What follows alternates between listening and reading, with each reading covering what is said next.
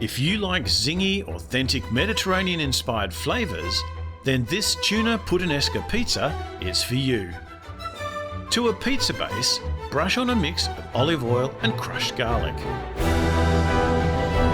Every pizza needs some grated mozzarella and some mini Roma or cherry tomatoes. Break up some Savco tuna, Italian style of course, into small chunks and scatter liberally.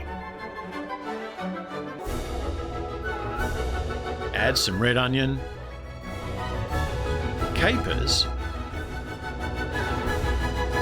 anchovy fillets,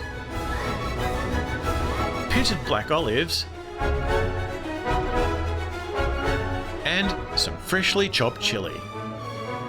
To finish off, you'll need thyme. Then into the oven.